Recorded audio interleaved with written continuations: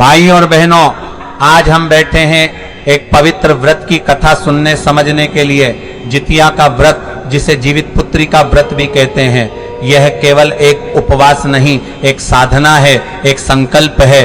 संतान की दीर्घायु और कुशलता के लिए एक माँ की तपस्या है। पर हे प्रभु, कितनी बार हमसे इस पवित्र व्रत में भी अनजाने में या फिर लापरवाही से ऐसी गलतियां हो जाती हैं जो हमारी सारी साधना, सारा त्याग व्यर्थ कर देती हैं।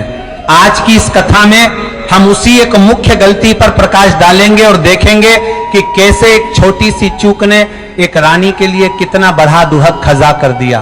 तो आइए मन को एकाग्र करें और इस कथा को विस्तार से सुने।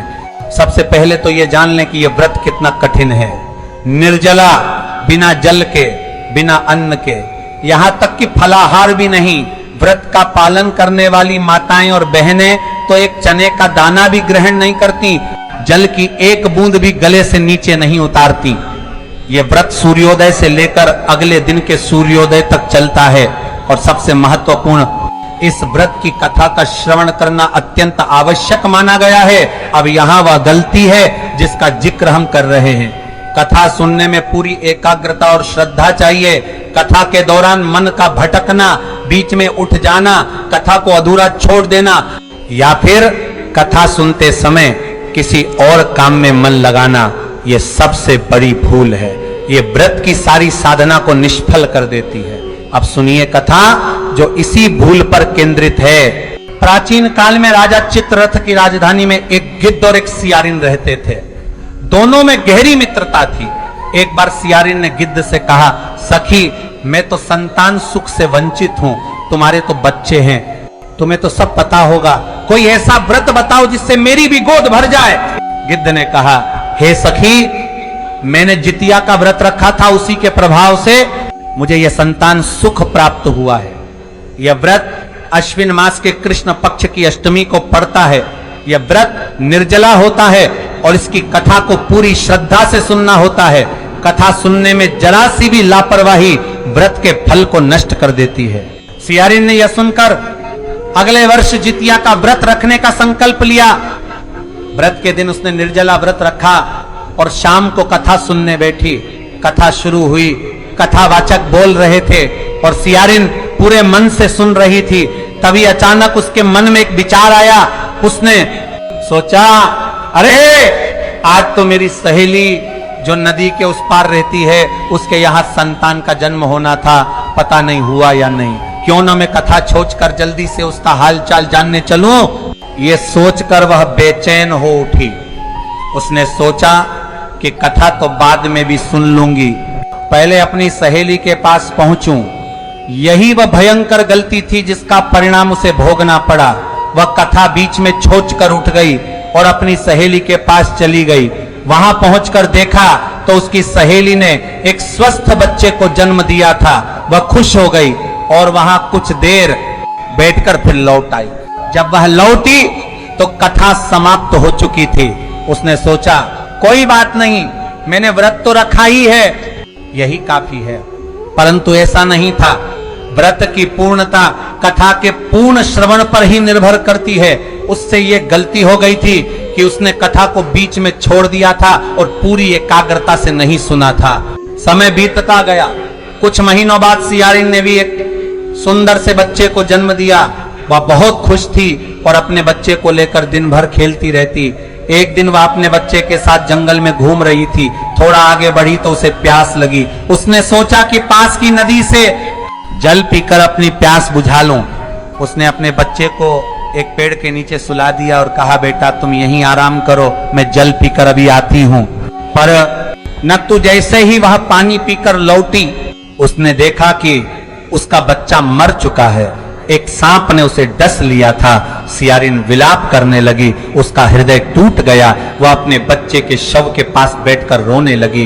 तभी वहां से उसकी सखी गिद्ध गुजरी।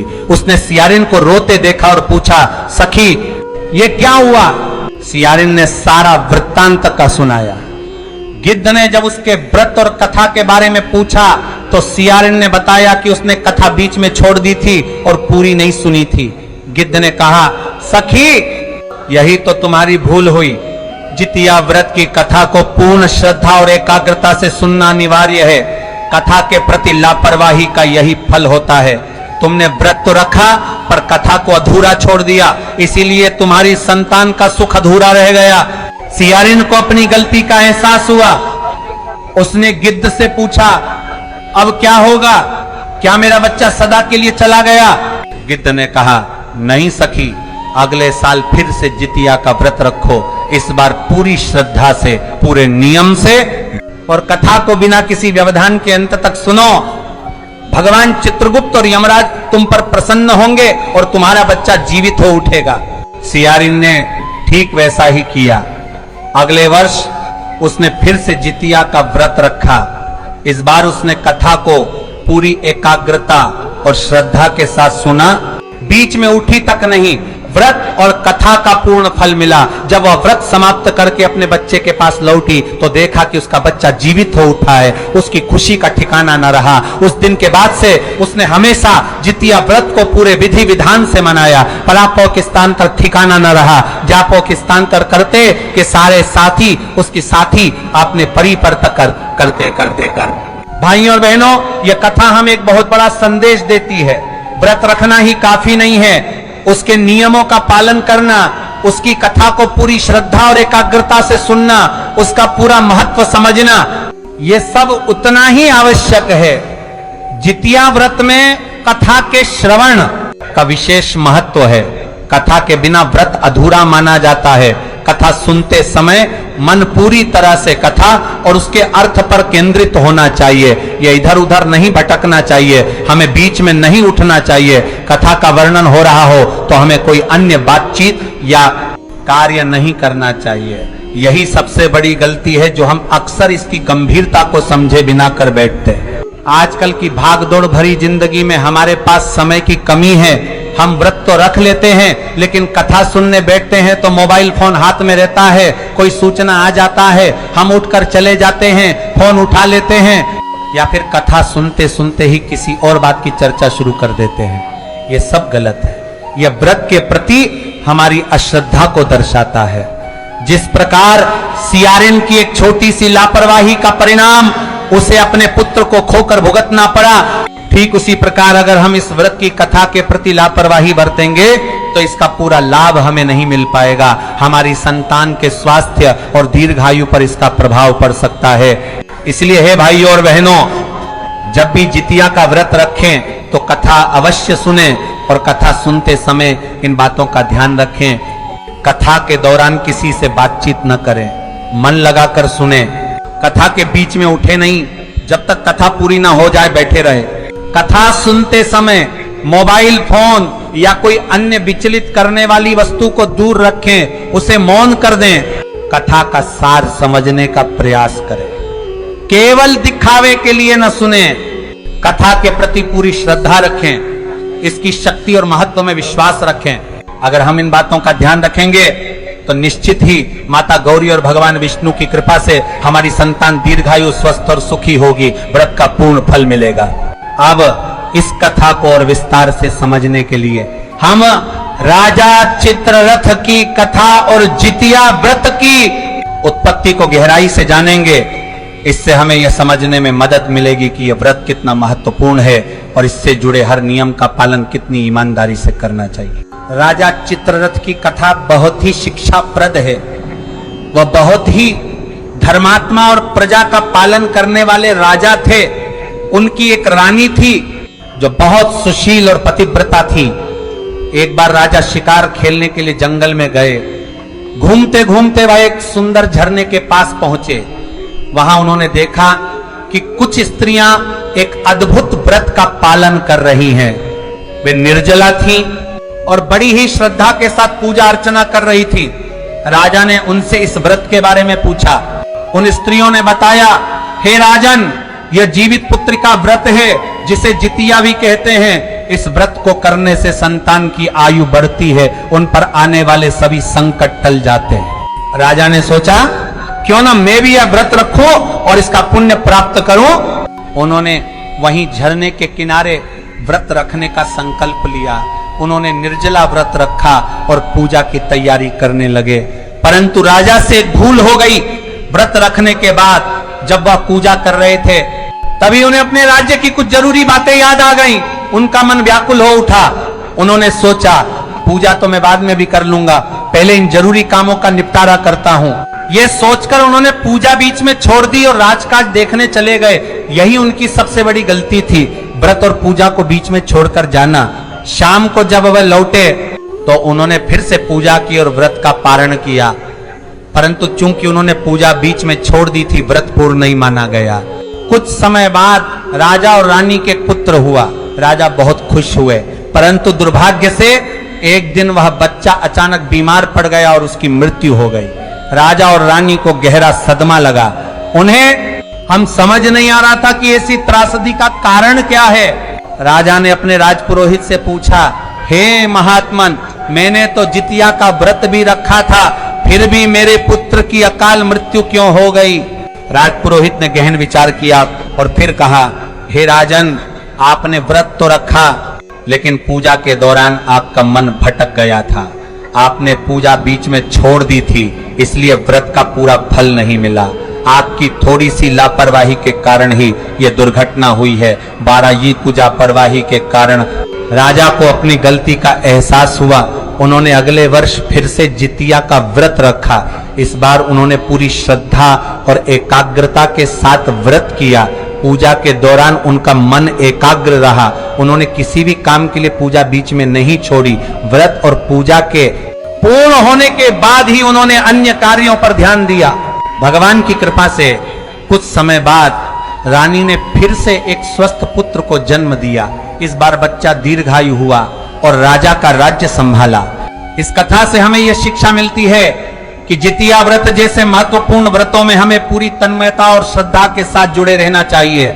आधे अधूरे मन से जुड़ाव या ध्यान भटकने से पूरा लाभ नहीं मिल पाता। आइए अब हम जितिया व्रत की विधि को भी समझ लें ताकि हमसे कोई गलती ना हो। व्रत की विधि। व्रत अश्विन मास के कृष्ण पक्ष की अष्टमी को रखा जाता है। व्रत से एक दिन पहले यानी सप्तमी को नहाया खाया होता है। इस दिन सात्विक भोजन करना चाहिए, लहसुन प्याज आदि त्याग दें।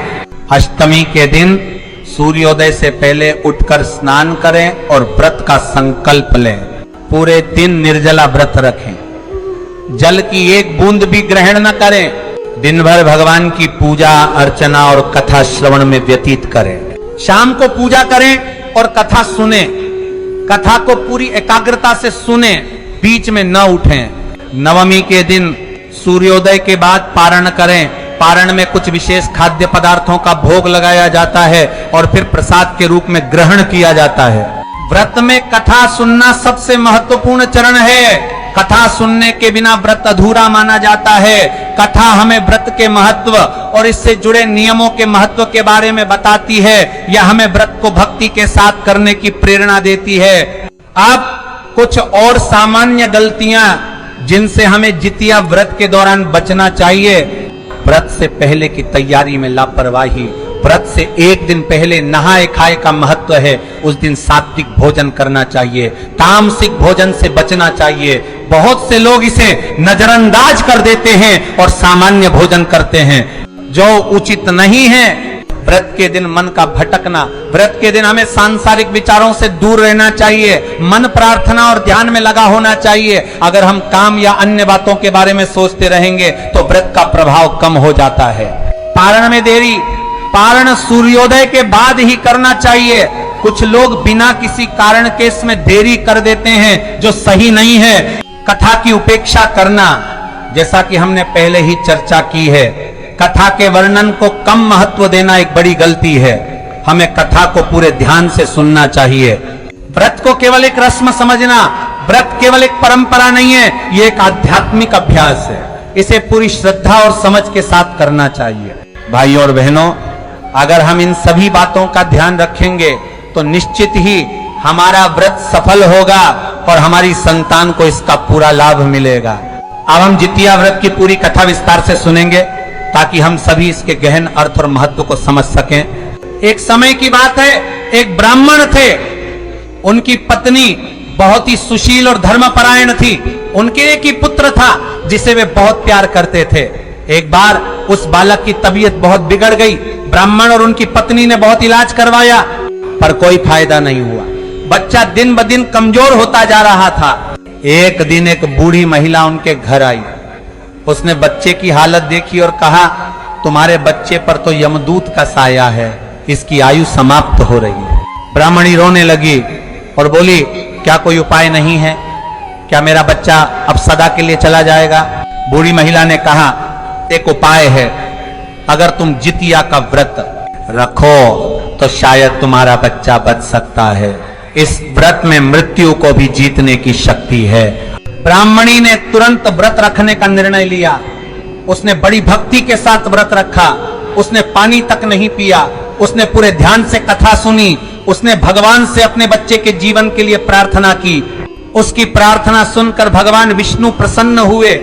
उन्होंने यमराज से कहा, इस स्त्री की संतान की आयु बढ़ा दो।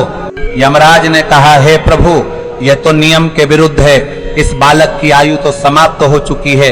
भगवान विष्णु बोले, एक मां की प्रार्थना और उसके व्रत का तप नियमों से भी ऊपर है, तुम इसे आज्ञा दो। यमराज मान गए। बच्चे का जीवन वापस आ गया, वह फिर से स्वस्थ हो गया। उस दिन से जितिया व्रत की ख्याति हर जगह फैल गई। महिलाओं ने अपने बच्चों की दीर्घायु और कुशलता के लिए इस व्रत को रखना शुरू कर दिया। यह कथा हमें एक मां की प्रार्थना की शक्ति और इस व्रत के महत्व के बारे में सिखाती है। अब हमें एक बात और समझनी चाहिए, जितिया व्रत केवल महिलाएं ही नहीं, पुरुष भी रख सकते हैं। कोई भी जो अपने बच्चों की भलाई चाहता है यह व्रत रख सकता है, लेकिन नियम सख्त हैं और उनका पालन ठीक से करना होगा। आज की दुनिया में जहां हम हमेशा व्यस्त रहते हैं, इन सभी नियमों का सख्ती से पालन करना मुश्किल लग सकता है, लेकिन अपने बच्चों की खातिर हम निश्चित रूप से एक दिन निकाल कर इसे पूरी तरह से इस व्रत और प्रार्थना के लिए समर्पित कर सकते हैं। याद रखें, मुख्य बात है भक्ति और एकाग्रता। विचलित होने से बचें, व्रत और कथा पर ध्यान केंद्रित करें। एक और बात, व्रत के दिन नकारात्मक विचारों से भी बचें। मन में सकारात्मक ऊर्जा रखें, विश्वास रखें कि आपका व्रत आपके बच्चों के लिए खुशी और स्वास्थ्य लाएगा। भाई और बहनों, मुझे आशा है कि इस विस्तृत विवरण ने आपको जितिया व्रत के महत्व और उस गलती को समझने में मदद की है जिसे हमें अवॉइड करना चाहिए। आइए हम सभी यह संकल्प लें कि जब भी हम ये व्रत रखेंगे तो इसे पूरी भक्ति के साथ करेंगे और किसी भी प्रकार की लापरवाही से बचेंगे। भगवान हमारे बच्चों को दीर्घायु, अच्छा स्वास्थ्य और खुशी प्रदान करें।